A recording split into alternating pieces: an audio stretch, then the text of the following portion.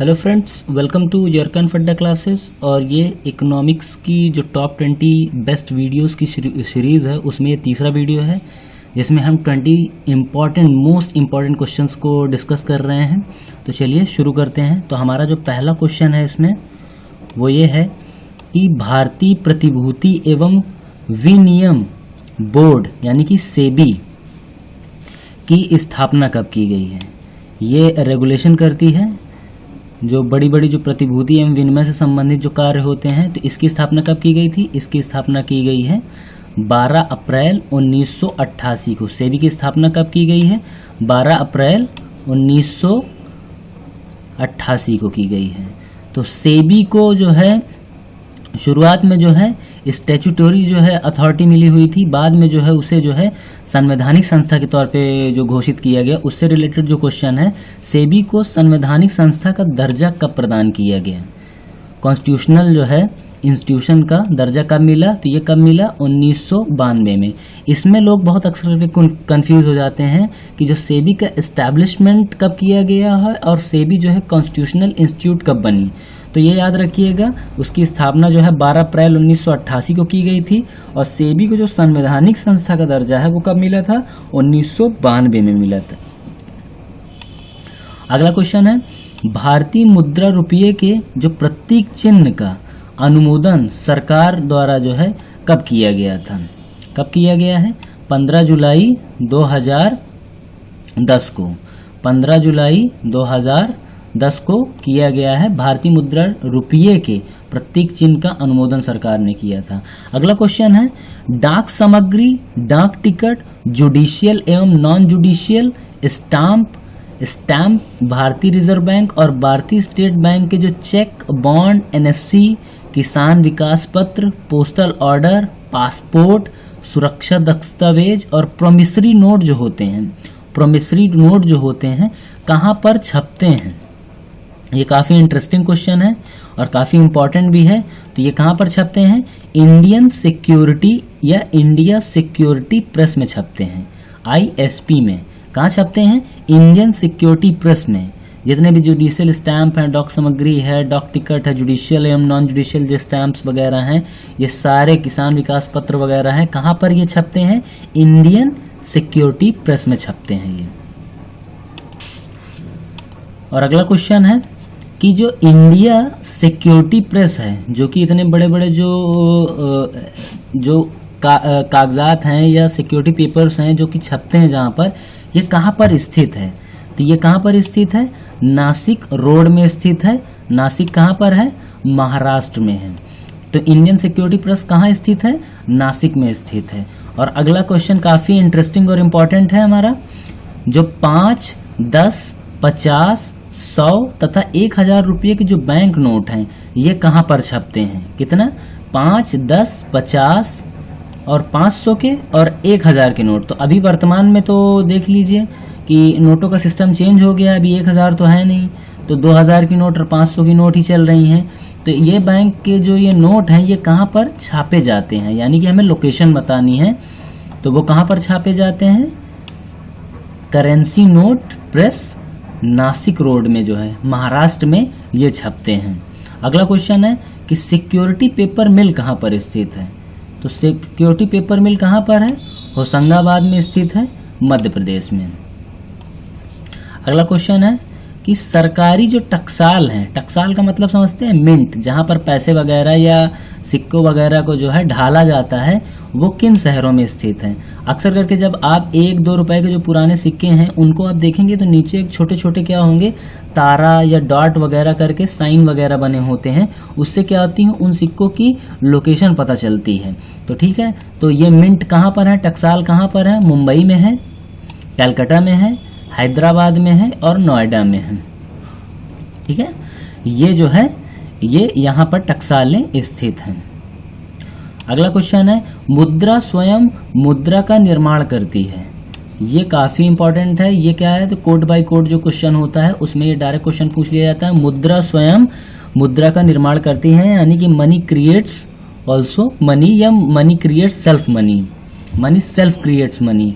तो ये किसका ये कथन है? ये कथन है क्राउमर का। किसका कथन है ये? क्राउमर का कथन है। उन्होंने ही कहा था कि मुद्रा स्वयं मुद्रा का निर्माण करती है। और हमारा अगला क्वेश्चन है कि केंद्र व राज्य वित्तीय विवादों का निपटारा कौन करता है। ठीक है, केंद्र व राज्य वित्तीय जो विवाद होते हैं, यानी केंद्र व राज्य के बीच जो पैसे और लेन देन का जो मामला होता है, इसका निपटारा कौन करता है? तो वो कौन करता है? वित्त आयोग करता है, यानी कि फाइनेंस कमीशन करता है। और फाइनेंस कमीशन जो है, जो संविधान है उसका जो आर्टिकल 280 है, उसके तहत जो है वित्त आयोग के निर्माण की व्यवस्था की गई है, जो केंद्र व राज्य के वित्तीय विवादों का निपटारा वगैरह करता है। और अगला क्वेश्चन है हमारा कि जो न्यूनतम समर्थन मूल्य है, न्यूनतम समर्थन मूल्य मतलब मिनिमम सपोर्ट प्राइस, इसका निर्धारण कौन करता है, यानी कि इसे तय कौन करता है? तो हमारा आंसर क्या है? हमारा आंसर है कृषि लागत एवं मूल्य आयोग। ठीक है, यह बहुत इंपॉर्टेंट क्वेश्चन है, ये हर बार रिपीट होता है और इस क्वेश्चन को आप जो है एक बार जरूर रिपीट करिएगा, इसको याद करने का प्रयास करिएगा। तो कृषि लागत व मूल्य आयोग द्वारा जो है जो मिनिमम सपोर्ट प्राइस होता है वो तय किया जाता है। और अगला क्वेश्चन है कि उत्पादन का सबसे गतिशील कारक कौन है, यानी कि प्रोडक्शन का जो प्रोग्रेसिव फैक्टर, जो सबसे हाईली जो प्रोग्रेसिव फैक्टर है वो कौन सा होता है? तो वो क्या है? वो कैपिटल है, यानी कि लिक्विडिटी है। कैपिटल है क्योंकि सीधी सी बात है, ऑब्वियस सी बात है, किसी चीज को अगर आपको प्रोग्रेस करना है, उसमें जो है आपको गतिशीलता लानी है, तो वो कैसे आएगी? वो कैपिटल के माध्यम से ही आएगी।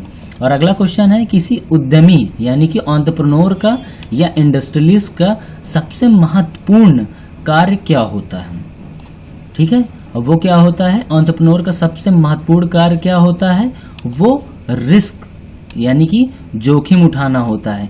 एक एंटरप्रेन्योर है, अगर वो कोई एक पेन बनाने की कंपनी डालना चाहता है तो उससे पहले दिमाग में इस चीज को रखना होगा कि शायद मेरी कंपनी फेल हो सकती है या मेरी कंपनी काम ही ना करे।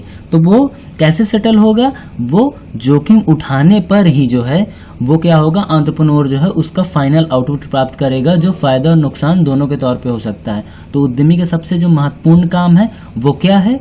वो है उसका जोखिम उठाना।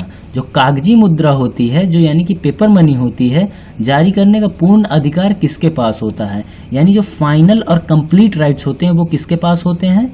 तो वो आरबीआई के पास होते हैं, यानी कि रिजर्व बैंक के पास होते हैं। और फाइनली जो हमारे इस टॉप 20 जो बेस्ट वीडियोस की सीरीज में जो आखिरी के जो लास्ट 6 क्वेश्चन बचे हुए हैं उनको जो है अब हम डिस्कस करते हैं। तो जो पहला इसमें जो हमारा क्वेश्चन है वो क्या है कि जो आरबीआई है यानी कि रिजर्व बैंक ऑफ इंडिया यानी कि भारतीय रिजर्व बैंक का राष्ट्रीयकरण कब हुआ, नेशनलाइजेशन कब हुआ, यानी कि जो इसके स्टेक्स हैं वो 51% जो है गवर्नमेंट के हाथ में कब आए और गवर्नमेंट जो है इसका जो है पूरे राष्ट्र के हित में इस्तेमाल करने के लिए। तो ये कब हुआ राष्ट्रीयकरण? 1949 में जो है आरबीआई का राष्ट्रीयकरण किया गया है। अगला क्वेश्चन है कि भारतीय रिजर्व बैंक का जो खुली कार्रवाई होती है यानी कि जो ओपन एक्शन का जो अर्थ है क्रय और विक्रय में क्या है? जो इनकी खुली जो कार्रवाई होती है उसको क्या कहते हैं?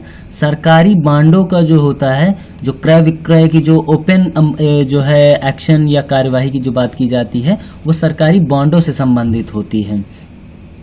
और अगला क्वेश्चन है कि सस्ती मुद्रा का क्या अर्थ होता है? ठीक है, सस्ती मुद्रा यानी कि चीप मनी का अर्थ क्या होता है? तो चीप मनी का अर्थ ये होता है ब्याज दर का कम होना ही वो उसे जो है चीप मनी की श्रेणी में लाता है। अगला क्वेश्चन है कि सरकार अर्थोपाय ऋण जो होता है कहां से लेती है? ठीक है, सरकार जो होती है अर्थोपाय ऋण कहां से लेती है? तो ये इसका आंसर है रिजर्व बैंक से जो है सरकार अर्थोपाय ऋण लेती है। अगला क्वेश्चन है कि प्रत्येक व्यक्ति आय ज्ञात करने के लिए कुल आय को किससे भाग दिया जाता है? प्रत्येक व्यक्ति अगर हमें जो है पर पीपल जो है इनकम अगर हमें ज्ञात करना है तो उसकी टोटल इनकम को जो है हम किससे भाग देंगे कि हमें जो है पर पीपल इनकम ज्ञात हो जाए? तो इसके लिए जो हमारा फाइनल आंसर वो है देश की कुल जनसंख्या में अगर हम कुल आय को जो है भाग दे दें तो उससे क्या होगी? जो पर पीपल इनकम होती है यानी जिसे पीपीआई बोला जाता है, वो हमें ज्ञात हो जाएगा देश की कुल जनसंख्या से देने पर।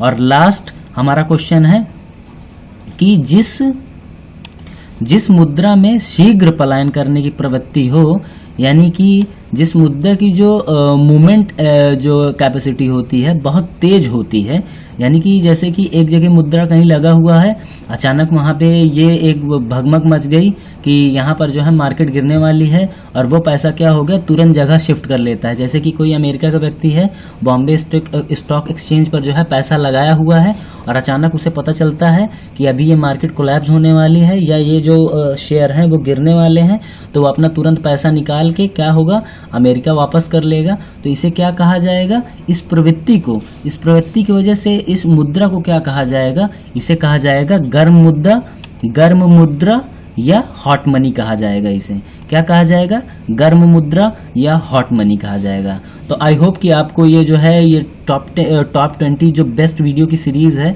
पसंद आ रही होगी। तो देखने के लिए thank you for watching the video.